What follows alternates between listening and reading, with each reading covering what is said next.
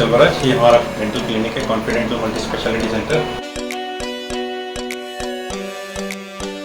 वहाँ पे एक्सरे होता है, हमारे पास दोनों है, 2D एक्सरे भी है और इसमें 3D एक्सरे भी है। 2D एक्सरे में आपको नॉर्मली सिर्फ 2 डायमेंशन दिखते हैं, 3D में वॉल्यूम, डेंसिटी सब हम इसमें चेक कर सकते हैं। इम्प्लांट प्लेसमेंट में और सर्जरीज में, मेजर सर्जरीज में ये बहुत ही इफेक्टिव लेटेस्ट है। ये नहीं कि हम नॉर्मल फैसिलिटी देते हैं, हम सबसे लेटेस्ट फैसिलिटी देते हैं जो आपको इंडिया में ही, अब्रॉड भी जाओगे तो आपको बहुत सारे क्लिनिक्स में ऐसी फैसिलिटीज नहीं मिलेंगी। This is the best teeth whitening system available in the world. Can scan your jaws and then we can print your jaws on this 3D. Actually, for Andaman, this is a very big setup, but yes, we are amongst the top dental clinics in India. 5 महीना हो गया, लेकिन अभी तक मेरे को NOC नहीं मिल रहा है। 6 महीना हो गया, हमने स्टेज में भी पता लगाया है। उन लोग से पूछा कब तक होएगा, उन लोग बोलते हैं हम लोग को नहीं मालूम, जब मीटिंग बैठेगा तभी मिलेगा। सर हम तो 5 महीना हो गया एनओसी के लिए जमा करके, एनओसी नहीं मिलता है सर। 5 महीना हो गया सर बुकिंग करके, कुछ हुआ ही नहीं अभी तक। जी मैं तो 5 साल पहले से जमा कर रहा है। 5 साल पहले से अभी तक नहीं मिल रहा है। इनको अभी तक एनओसी नहीं मिला है, जिसके वजह से उनको गाड़ी भी नहीं मिल रही है और पिछले कई महीने से वे बेरोजगार हैं। कब खुलेगा कुछ कारण भी नहीं पता था जी। सरकारी दफ्तरों से कोई भी रिप्लाई नहीं आना, ये बहुत आम है और हम जानना चाहते हैं कि क्यों। और दूसरे का ऑटो चलाना तो अलाउड नहीं है ना? अलाउड नहीं है, मगर क्या करें, परिवार भी तो पालना है ना। जैसे हमारे देश के यशस्वी प्रधानमंत्री श्री नरेंद्र मोदी जी कहते हैं कि आत्मनिर्भर बनो, तो यहाँ पे अनेकों उदाहरण है हमारे साथ में जो आत्मनिर्भर बनना चाहते हैं, लेकिन मौका ही नहीं दिया जाए तो फिर आत्मनिर्भर कैसे बने। यामी न्यूज़ अंडमान 24/7 में आप सभी का स्वागत करता हूँ। हम सब देखते हैं, आए दिन सुनते भी रहते हैं कि हमारे देश में बेरोज़गारी की कितनी बड़ी समस्या है। आप कोई भी टीवी चैनल खोलिए, कुछ समय बाद आपको कोई ना कोई एक रिपोर्टिंग ऐसी ज़रूर मिलेगी जहाँ पे बेरोज़गारी की समस्या के बारे में वार्तालाप होती है, डिस्कशन चलते हैं, डिबेट चलते हैं। उसी का शिकार हमारे अंडमान निकोबार में यहाँ के द्वीपवासी भी हो रहे हैं। यहाँ पर भी बेरोज़गारी की आए दिन समस्या का उजागर होता है, सोशल मीडिया हो, यूट्यूब चैनल्स हो या न्यूज़पेपर हो। हमारी सरकार तो कहती है कि आत्मनिर्भर बनो, तो कुछ लोग कोशिश करते हैं कि वे आत्मनिर्भर बने। वे अपने मेहनत से पैसा जमा करके छोटा मोटा व्यवसाय करना चाहते हैं, मगर सरकारी सहायता ना मिलने की वजह से निराश होकर छोड़ जाते हैं। फिर वे कोशिश करते हैं किसी और के अंडर में काम करें या फिर अपनी कोई गाड़ी ले अपनी और वो चला के अपना जीवन बसर करे, क्योंकि जीने का अधिकार तो हर किसी को है। हर कोई चाहता है कि उसके परिवार को हर सुख सुविधा मिले। इन्हीं सब विषयों को लेकर आज हम यहाँ पर आए हैं। हमारे साथ आप जो ये सारे सज्जन देख रहे हैं, इन सब की ये परेशानी है कि इन्होंने कई महीनों पहले ऑटो वेरिफिकेशन के लिए फॉर्म अप्लाई किया था और वेरिफिकेशन भी हो चुका है, मगर अब इन्हें किसी एक चीज़ में एनओसी नहीं मिलने की वजह से इनको दिक्कत आ रही है। कई महीनों से ये सारे सज्जन नौजवान यहाँ पे जो हैं बेरोज़गार बैठे हुए हैं। आप आज इस महंगाई के ज़माने में क्या आप अनुमान भी लगा सकते हो कि आज के समय में बेरोज़गार होना, जेब खाली होना, इसका क्या मतलब हो सकता है? अपने घर वालों की कोई भी ज़रूरत को पूरी नहीं कर सकते हो। अगर आपका बच्चा आपसे एक मिठाई भी मांगता है तो वो भी अपने पैसे से देने के लिए मोहताज हो जाते हो और ख़ुद के पास तो पैसा नहीं रहता। इन परिस्थितियों में कुछ लोग बहुत बुरे कदम भी ले लेते हैं, मगर हम सराहते हैं ऐसे नौजवानों को जो आगे बढ़कर आए हैं और अपने मुद्दों को सामने रख रहे हैं और प्रशासन से कुछ मांगे कर रहे हैं। तो चलिए उन्हीं बातों को जानने के लिए हम सीधा इन्हीं भाई साहब से बात करते हैं। Hello sir. सर एनओसी हमारा 6 महीना हो गया है, हम गाड़ी बुकिंग करा के। और आपने गाड़ी बुक कर दिया है? कौन सी गाड़ी? टीवीएस का। टीवीएस का क्या? ऑटो। ओके जी। और हम पार्किंग प्लेस जो है देखने के बाद में वेरिफिकेशन हो गया है, 5 महीना हो गया, लेकिन अभी तक मेरे को एनओसी नहीं मिल रहा है। क्या कारण से नहीं मिल रहा है नहीं मालूम। इन भाई साहब का कहना है कि इन्होंने टीवीएस कंपनी की जो नई ऑटो आ रही है आजकल, उसको बुक कराया है, मगर इनको अभी तक एनओसी नहीं मिला है, जिसके वजह से उनको गाड़ी भी नहीं मिल रही है और पिछले कई महीने से वे बेरोज़गार हैं। बहुत बड़ी समस्या हमें है। आप कुछ कहना चाहोगे? सर हम तो 5 महीना हो गया एनओसी के लिए जमा करके, जो वेरीफाई के लिए पार्किंग प्लेस सब पूछे थे, वो सब जमा करने के बावजूद भी हमको एनओसी नहीं मिलता है सर। आप? हेलो सर, हम सूर्या बोल रहे हैं जी। मैं तो 5 साल पहले से जमा कर रहा है। 5 साल पहले से सब में डिले हो गया है। PBMC का उसमें भी डाला, उसमें भी नहीं हुआ।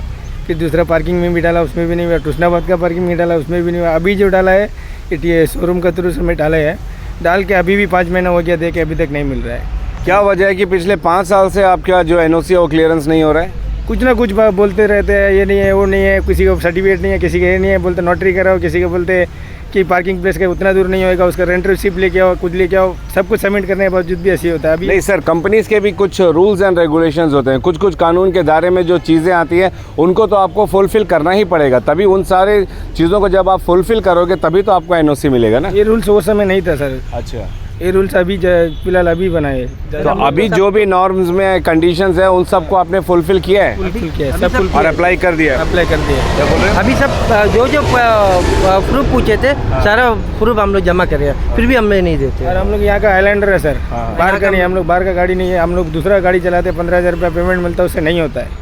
अभी हम दूसरा गाड़ी चलाया, पेमेंट भी नहीं मिलता कोई गाड़ी चलाने से। अभी अपना गाड़ी लेने का कोशिश कर रहा है। यहाँ मेरा 2 बच्चा है। क्यों पेमेंट क्यों नहीं मिलता है? पेमेंट भी नहीं मिलता, कोई गाड़ी ऐसा भी है पेमेंट मिलने में डिले होता है। अभी कोरी नहीं चलता है, ये नहीं चलता है, वो नहीं चलता, कुछ ना कुछ बोलते हैं। PBMC में जाते तो 6 महीना लेट है, वो सब भी चलता है। अभी किसका बस काम करेंगे, अपना ही कुछ देखना पड़ेगा। इसीलिए ऑटो के लिए डालिए, अभी ऑटो के लिए भी डिले होता है। आप इनकी परेशानियों को समझ सकते हैं कि ये कितने लाचार हैं कि कुछ भी करना चाहते हैं तो इनको तकलीफ़ों का सामना करना पड़ता है। अभी कुछ महीनों पहले यहाँ पे बातें उठी थी ऑटो यूनियन के द्वारा कि जो अंडमान के निवासी है उन्हीं लोगों को ऑटो चलाने दिया जाए और साथ में जिनके नाम पर ऑटो रजिस्टर्ड है वही चला सकते हैं, वो लीज आउट या रेंट आउट नहीं कर सकते हैं। तो यहाँ तमाम जो भाई लोग हैं इन्होंने अपनी अपनी ऑटो लेने की कोशिश की है। सभी भाई साहब ने कोशिश की है कि उनकी अपनी ऑटो हो और वे खुद चलाएं, मगर जब सारे नॉर्म्स हैं उनको फुलफ़िल करने के बावजूद भी आखिर क्या वजह है कि हमारी प्रशासन जो है इन लोगों को NOC नहीं दे रही है? आप बताइए। मेरा भी NOC के लिए जमा करके रखा है, अभी तक कुछ आया नहीं, कॉल नहीं आया। अच्छा, इसीलिए अभी देखते कब तक खुलता है, अभी तो बंद है बोलते। तो फिलहाल आप क्या कर रहे हो? अभी ऑटो चला रहा है दूसरे का, अभी अपना हो जाए तो अच्छा रहेगा। पर दूसरे का ऑटो चलाना तो अलाउड नहीं है ना? अलाउड नहीं है, मगर क्या करे, अब परिवार भी तो पालना है ना। यही बात हम कह रहे हैं कि मजबूरी में इंसान क्या करेगा। कम से कम चोरी चकारी डाकाबाजी तो नहीं कर रहे हैं। अपने परिवार को पालने के लिए मजबूरन 6 महीने का इंतज़ार के बाद में अब इन भाई साहब ने दूसरों की ऑटो चला रहे हैं। आखिर परिवार भी तो पालना है, बहुत बड़ी बात है। आप क्या कह रहे हैं? हमारा पार्किंग वेरिफिकेशन सब कुछ हो गया है, 6 महीना हो गया है। हमने स्टेज में भी पता लगाया है। उन लोग से पूछा कब तक होएगा, उन लोग बोलते हैं हम लोग को नहीं मालूम, जब मीटिंग बैठेगा तभी मिलेगा। हम लोग डेट तो बताइए, हम लोग को नहीं मालूम, सीधा बात है। वही ऑटो पार्किंग के लिए हम लोग एप्लीकेशन दिया है, उसका अभी वेरिफिकेशन सब तो हो गया है, 5 महीना भी हो गया, अभी तक कुछ पेपर नहीं आया अभी तक। फिलहाल आप कुछ काम कर रहे हो? अभी क्या करेंगे, कहीं ना कहीं तो काम करना पड़ता है, मजदूरी करना पड़ता है इधर उधर। आप क्या करते हो? लेबर का। लेबर का।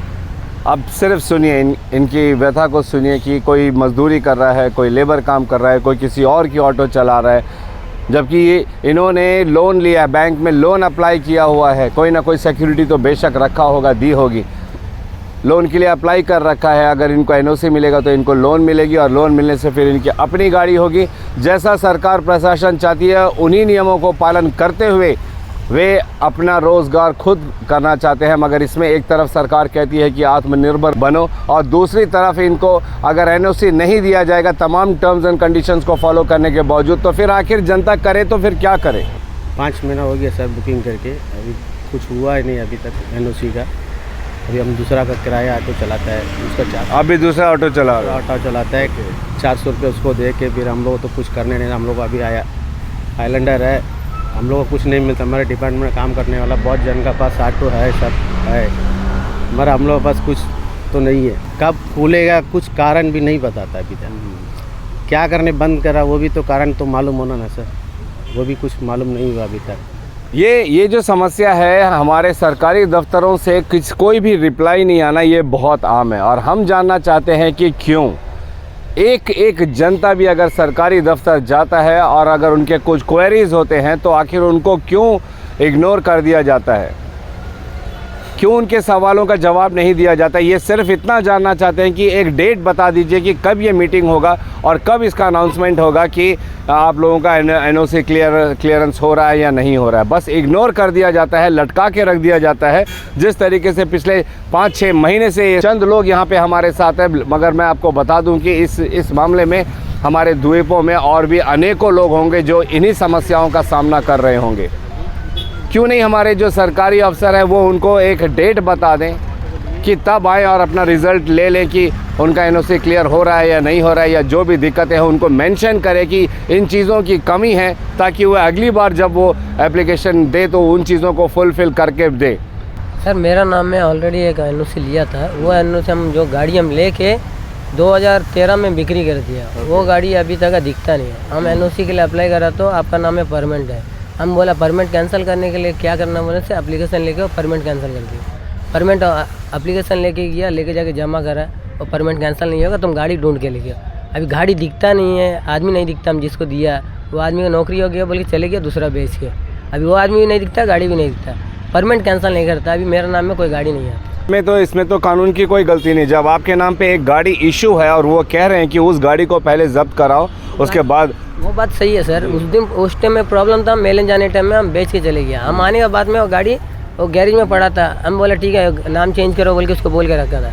वो बोला नहीं हमको जो बिक्री कर रहा है वो तो यहाँ में नहीं है, अभी हम मेरा नाम में पेपर नहीं है, वो पेपर सर उसका बस में है। पेपर उसके नाम पे है लेकिन गाड़ी का जो रजिस्ट्रेशन नंबर है वो तो नहीं बदलेगा ना? नहीं, वो अभी वो गाड़ी भी नहीं दिखता। अभी हम उसके लिए क्या करना है बोलने से बोलता है एप्लीकेशन लेके आओ, हम कैंसिल कर देंगे। आपको फॉलो अप करना पड़ेगा कि आपने किसको दिया था, उसने किसको दिया था, और फाइनल जिसके पास वो गाड़ी थी तो आपको उससे पता लगाना पड़ेगा कि वो गाड़ी अभी रनिंग कंडीशन में है या क्रैप आउट कर दिया है या बेच दिया है या कहीं पे डंप कर दिया है। उसकी डिटेल्स तो आपको बेशक देनी पड़ेगी सरकार को ना। वो उसके लिए हम गैरेज जाके ढूंढा, पता करा तो था गाड़ी यहाँ में था।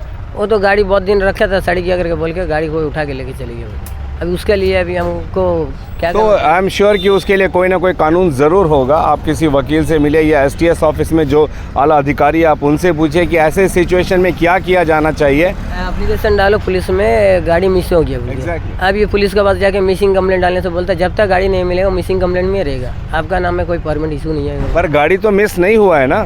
गाड़ी तो दिखाई नहीं दे रहा है सर, इसीलिए। तो जो लास्ट बंदा था उसने गाड़ी को क्या किया? वो आदमी भी नहीं है यहाँ पे। वो आदमी जो गाड़ी लिया वो आदमी भी नहीं है, तमिलनाडु कोई लिया था, वो आदमी एस्केप है।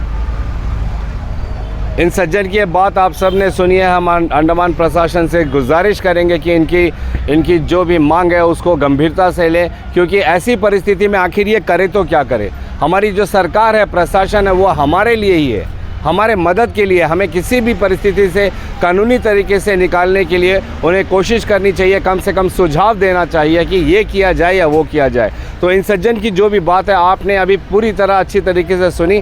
हम गुजारिश करेंगे कि इनको सही डायरेक्शन दे कि ये इस परिस्थिति में ये क्या करें कि ये जो है अपनी पुरानी जो इनको एनओसी मिली है उसके बदले उसको कैंसिल करके या रद्द करके या जो भी कानूनी तरीके से किया जाता है वो करने के बाद में इसको नए से एनओसी दिया जाए, ताकि ये भी आत्मनिर्भर बने। जैसे हमारे देश के यशस्वी प्रधानमंत्री श्री नरेंद्र मोदी जी कहते हैं कि आत्मनिर्भर बनो, तो यहाँ पे अनेकों उदाहरण है हमारे साथ में जो आत्मनिर्भर बनना चाहते हैं, लेकिन मौका ही नहीं दिया जाए तो फिर आत्मनिर्भर कैसे बने। सिर्फ एक तकलीफ की, इन्होंने अपने संकट के समय में उस गाड़ी को किसी और को बेच दी थी, ये तो गैर कानूनी नहीं है, मगर अब उनकी गाड़ी नहीं मिल रही है।